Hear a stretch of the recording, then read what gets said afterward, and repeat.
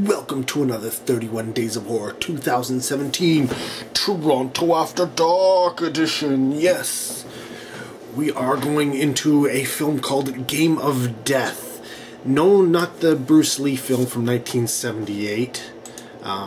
It's not that at all. And it's not the Wesley Snipes film from 2011 either.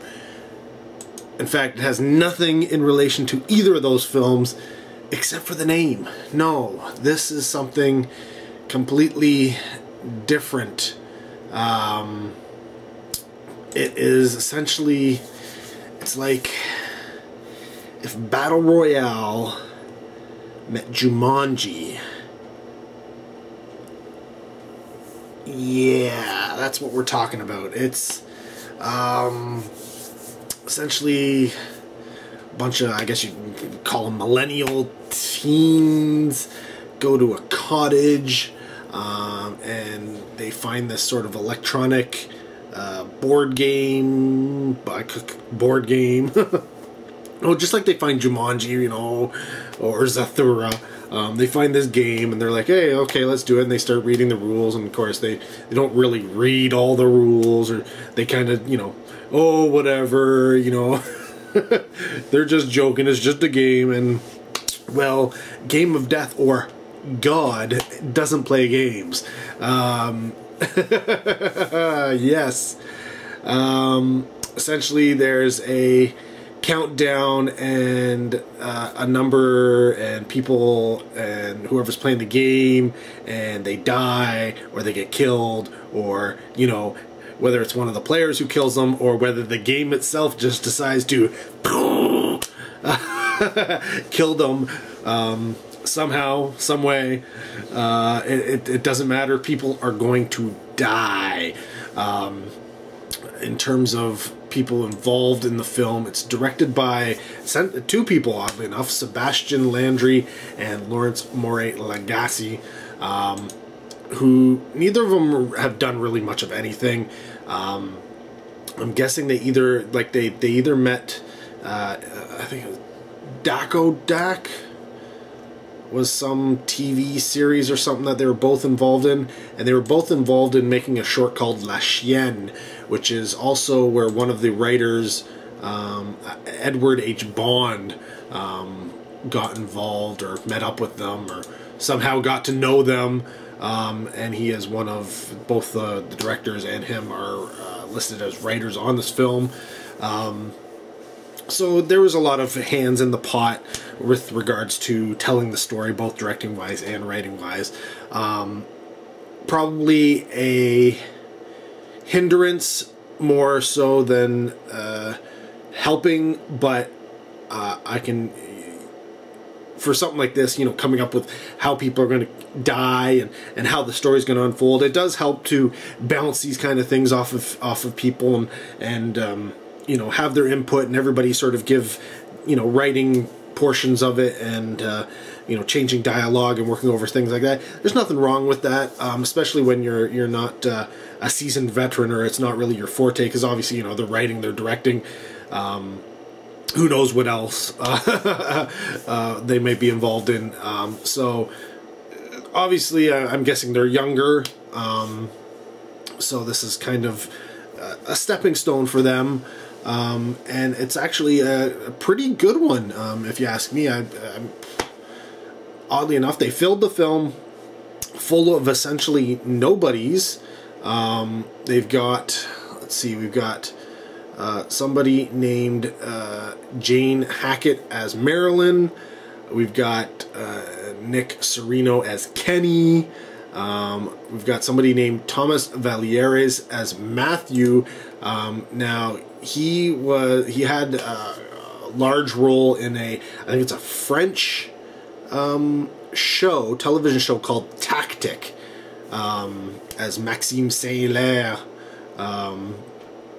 So he wasn't, like, a lot of these people have like almost little to no acting, so that was probably a big one there. There's Erniel Baez Duenas as Tyler, Amelia Hellman as Ashley. There's a Catherine Sain-Dunn as Mary Ann, Amelia Hellman as Ashley was also another person who's had a little bit of acting experience. But no, it wasn't. She was a nobody. Sorry. Victoria Diamond. Is that her real name? Victoria Diamond? It's possible. As Beth had some acting experience. The two previous girls, not so much. She had played in a show called Carl and Max. I've never heard of it. She played Kate McGraw in that. I'm guessing a young pre-teenager or a teen or something like that.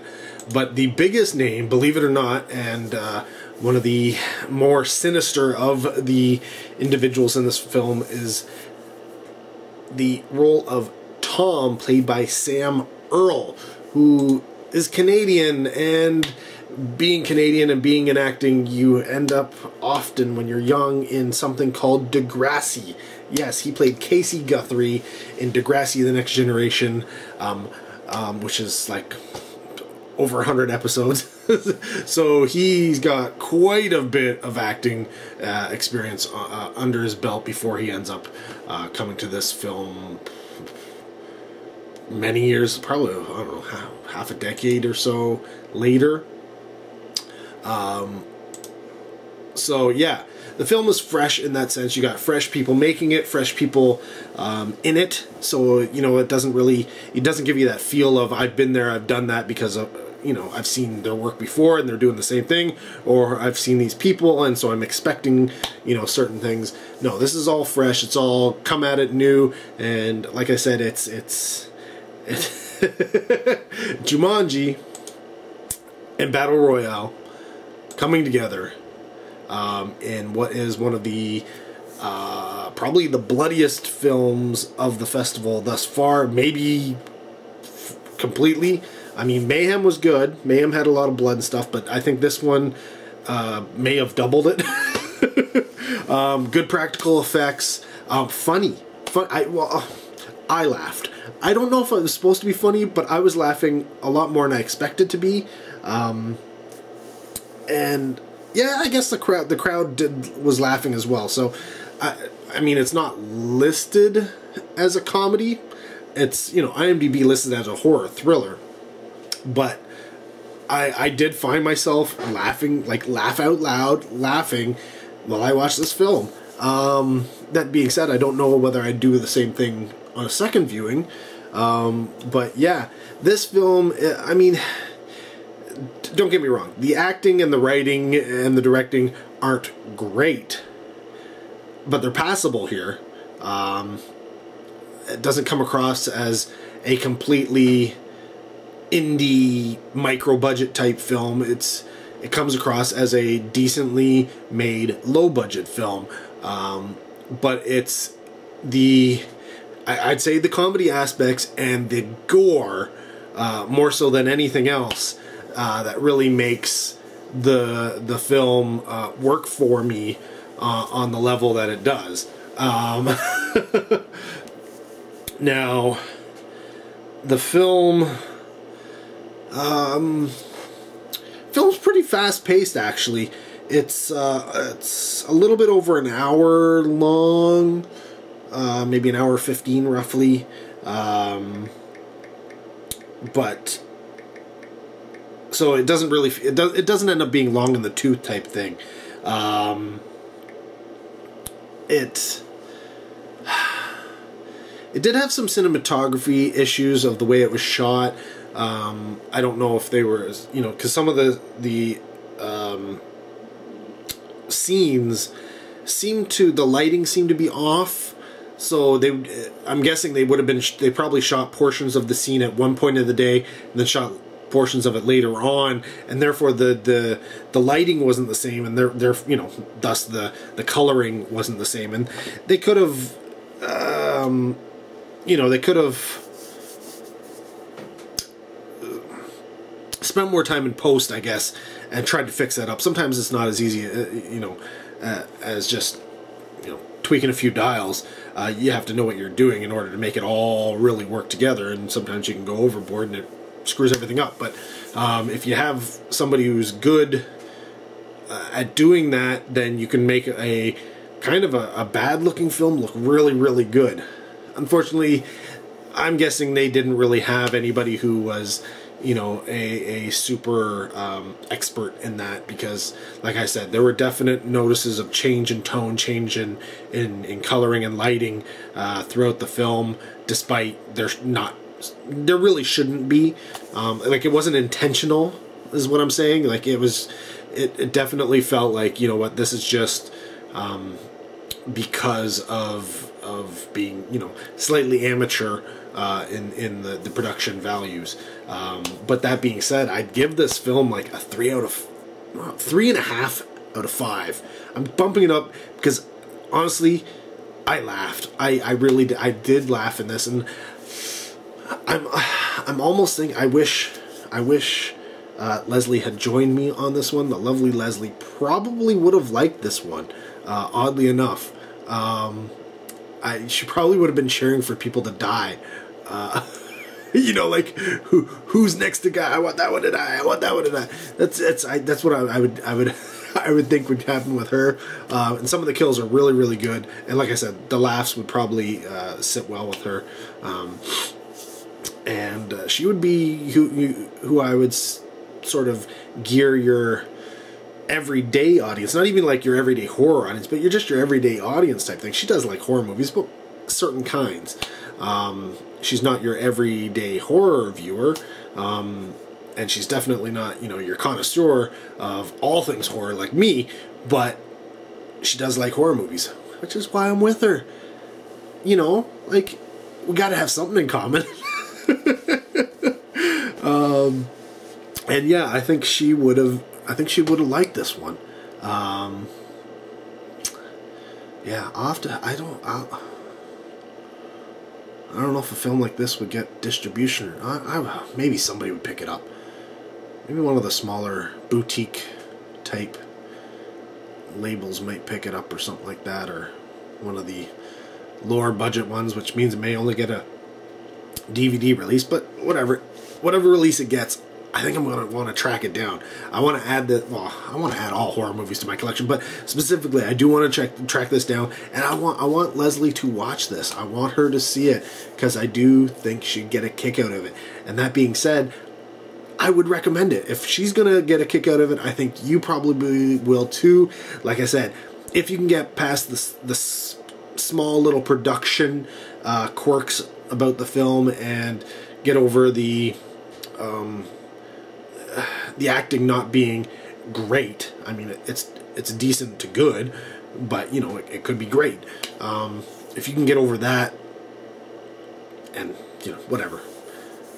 If you can get over what is negative about this film, which isn't a lot, it's enough to throw some people off, but it's not a lot, then I think this film, just let her ride. Just let her ride. You'll have a good time.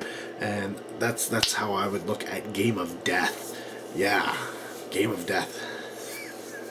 I have no idea how they would... How do you go from Degrassi to Game of Death? That's just... I don't know.